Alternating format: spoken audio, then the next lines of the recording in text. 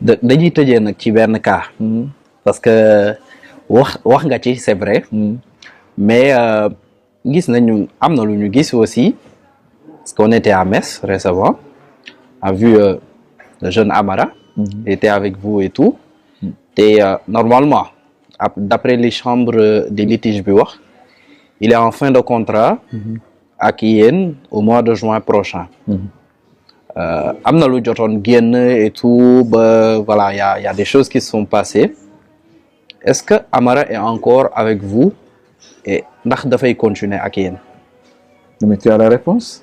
non contrat am dafay jeex. non mais je dis que tu as la réponse. nan laa ko amee. mais parce que tu es venu à Metz tu as vu Amara ak ñun. gis naa ko ak yéen waaw. donc ça veut tout dire. Amara c'est mon fils Ben. waaw. d'accord tu as vu il est à Metz. donc un jeune qui est à Metz tu l'as vu à Metz yaa ko wax. donc su fekkoon dafa woon dem du ñëw Metz. mais d'accord c'est mon fils. il faut même pas ñuy wax ne que son contrat fini. kooku nit ñi ñooy spéculer te wax ay contrat jeex na. mais juridiquement contrat bi dafa jeex. kooku yaa ko xam. ou maa ko xam. chambre des litiges loolu wax. mais bon chambre des litiges ñoo wax ne contrat jeexul mais si tu as vu le joueur. war na la jox une petite. wala contrat moral la. je sais pas on verra le moment venu. en tout cas Amara quoi qu'il arrive dans la vie. c'est l'enfant de GF. mais à titre personnel. sama doom la donc je l'ai pris à 9 ans yàlla def papam man la ko may et puis l'affection que j'ai pour Amara. parce que quand je suis venu on m'a dit Amara je dis Amara t'es mon papa. ouais c'est vrai. donc le même prénom oui. te si demain vous posez la question à Amara dans le cœur j'ai cette relation très très paternelle entre lui et moi. donc il m'écoute aujourd'hui ñaanal papa mu génn àddina en tout cas. je vais prendre le relais de la carrière d'Amara. Je vais m'en occuper comme si son papa était vivant.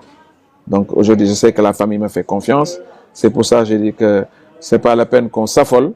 On doit regarder que l'intérêt d'Amara. Et si on regarde l'intérêt d'Amara, je pense que on aura... Normalement, l'intérêt d'Amara, quand Nini reste encore à Génération Foot ou trouver une solution? Non, tu sais pas. Parce qu'il est mineur, hein? Voilà. À chaque fois que tu me poses une question, tu as la réponse. D'accord? À chaque fois que tu m'as posé la question, avant que je réponde, tu as la réponse. Donc, un mineur ne peut pas aller à cause de la nouvelle réglementation. On est d'accord? Oui. Donc, tant qu'il n'a pas 18 ans, il ne peut pas sortir du Sénégal. Est-ce que Amara, comme tu l'as dit, tu l'as si bien dit tout à l'heure, il faut qu'il travaille. Donc, quand je t'ai dit que Amara, c'est mon fils, ça veut tout dire. Ce dom. Bon, mais dom, ça veut dire que tu dois tout faire pour qu'il réussisse. Aujourd'hui, comme les gens vont parler de gauche à droite, oui, il m'a dit des défis.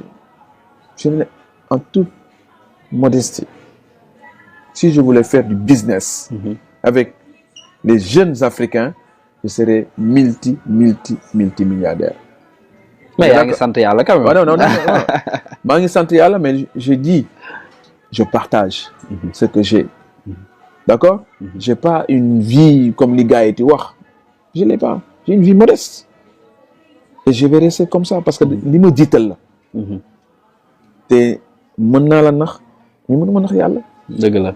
donc voilà et puis comme on dit un atome de bien se paye par un atome de bien. un atome de mal se paye par un atome de mal. On est d'accord? man li ma bëgg mooy jàppale xale yi. ok si vous posez la question à Sadio il te le dira. Aujourd'hui, si je veux faire business, quand on m'a proposé des sommes de 5 millions d'euros pour Pape Matar Sarr à Barcelone, ça fait 3 milliards 200 millions. On a accepté. Ainsi de suite, mais je ne l'ai pas fait. D'accord? J'ai privilégié la carrière sportive. Ce que vous devez savoir, il y a une carrière sportive et il y a une carrière financière. Un jeune joueur ne doit pas regarder une carrière financière. C'est vrai que nous sommes sur le khalis. Mais comme on dit, by step, step. Non, sans se précipiter. Un gamin de 18 ans, tu fais ta classe normale, comme a fait Sadio, comme a fait Sega Doudou Ndiaye, notre premier jour de GF, comme a fait Pape Matar Sarr, comme a fait Ismaïla Sarr, comme a fait Lamine Camara. Ils ont réussi. Quand tu écoutes, tu réussis. Maintenant, si vous voulez te dire dans la tête, man damay dig Mbaga Madi. Personne ne peut plus changer ma vie. Ah. Mais par contre, j'ai Parce changé. que daa boy lay dire Mbaga. Non, je le dis comme ça. Ok. Mais combien de jeunes j'ai changé leur vie? C'est même pas moi. C'est GF a changé combien de vies. Ah. Et aujourd'hui, Pape, je vais te faire une révélation. Tu sais combien de demandes on a par an? Combien? Plus de 15 000 demandes. Est-ce que... C'est énorme. Quand on fait les tests, c'est 3 000 jeunes qui veulent venir à Génération Foot. Parce que les structures nous en place, les autres ne l'ont pas. Ah. Donc, le slogan de Génération Foot, c'est travail, rigueur, discipline. Former des hommes. Tout récemment, j'ai été invité à Red Bull, aux États-Unis. C'est pour la continuité de certains joueurs qui n'auront pas réussi dans le football et qui ont leur bac. Oui. Nous menons aux États-Unis. Jàng ci université. Jàng ci université, def leur sport favori. À partir de là, comme GF, n'est qu'au pour faire du business. D'accord? Donc c'est une continuité et cette continuité-là, nous devons le faire ensemble. Yo, aujourd'hui, tu es en train d'apporter ta contribution. D'accord? Ta contribution, c'est quoi? 360 est venu à Metz pour que le jour il y def. Et ça, c'est bien. Oui. Ce que vous avez fait, je suis vraiment content. Il faut multiplier. Et on l'a pas fait qu'à Metz ndax avant Metz sax dem nañu Reims jëli ñoom Yehvan Diouf ak yooyu noonu sax ba ñu jot a wax aussi si ñoom sélection waaw. li nga def. waaw ñëw Metz. C'est dans la même semaine parce que dañ dem mardi à Reims week-end bi aussi ñu dem à Metz. C'est votre devoir. Quand je dis notre football, c'est les acteurs, c'est les passionnés. C'est qui les passionnés? Ñun mën naa wax ci passionné lañ bokk. Parce que on a fait de notre passion notre profession. Vous êtes des acteurs, vous êtes des passionnés. Après, il y a les clubs. Donc, ces trois critères-là, ça veut dire qu'aujourd'hui, un club ne peut pas aller sans les médias. Sans les médias. OK? Les médias aussi ne peuvent pas aller sans les clubs. Ouais. Aujourd'hui, vous êtes venu. Ce qui veut dire que mission lañ am drapeau national la ñor.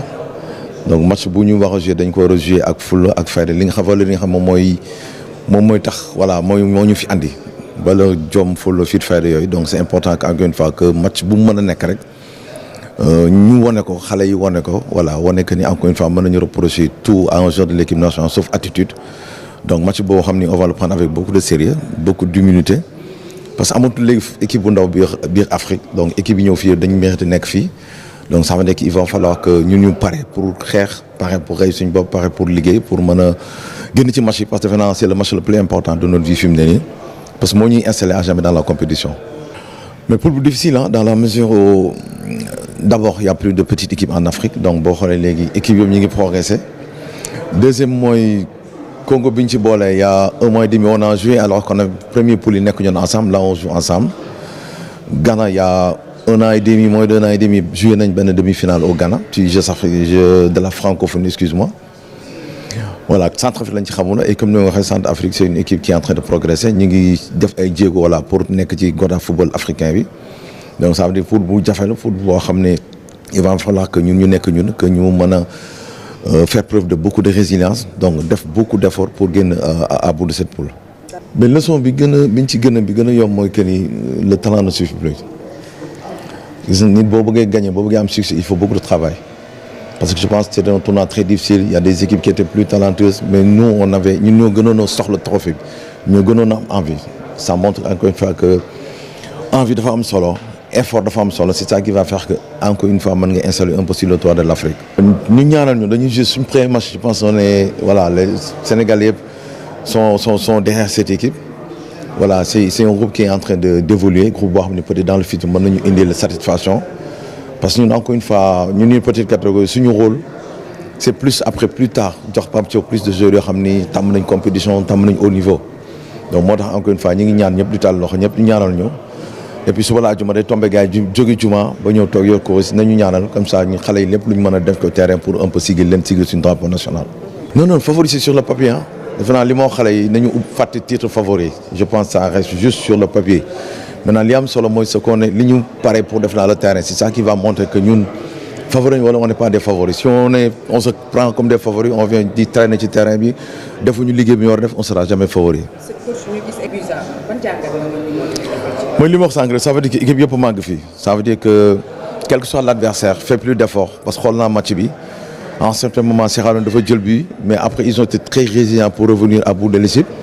Ça veut dire que c'est le travail important dans le terrain c'est cette capacité à être solidaire à jouer ensemble loolu moo mën a différent dans ce genre de compétition. waaw avant tout dañ leen di nuyu di leen jaajëfal mais comme ni ma ko waxee sànq rek ci conférence de presse bi ñun ay compétiteurs ren te compétiteur moom jàpp naa ne compétition bu mu dem day dem pour bëgg ko gagner après nag li ñu gagner loolu ñun ñoo koy def ak ñaanu sénégalais yi ak aussi yàlla may ñu ndam mais suñu objectif pour ñun. parce que dañoo am ay objectif intermédiaire bu ci jiitu mooy qualifier coupe du monde après dem jëli coupe bi incha allah rabbi. analyse moo ci def moom mën naa ni poule du poule bu yomb parce que ñaari équipe bi jot nañ xamante mais Centrafrique jotuñu koo xam te football Afrique fi mu toll nii ne amatul équipe boo xam ni équipe bu ndaw la donc poule bu métti la et que ñun xam nañu métti na li mu laaj tamit dinañ ko jéem a def incha allah rabbi pour jëm ci génn non analyse bu ma ci mën a def moom mën naa ni. poule boobu noonu nekkul suñu poule donc man du ma si basé wu de trop parce que mën na nekk poule boo xam ni mën nañu courager mais pour l'instant nii ñun on se focalise sur Centrafrique après buñ tasee ak ñoom nag lu ñu lijjanti ndoo ko lijjantiwaat foofu. lan ngay wax Sénégalais yi suba seen premier match. waaw ñu ñaanal ñu rek incha allah rabbi comme ni ko si waxee ñu ñaanal ñu yàlla may ñu ndam.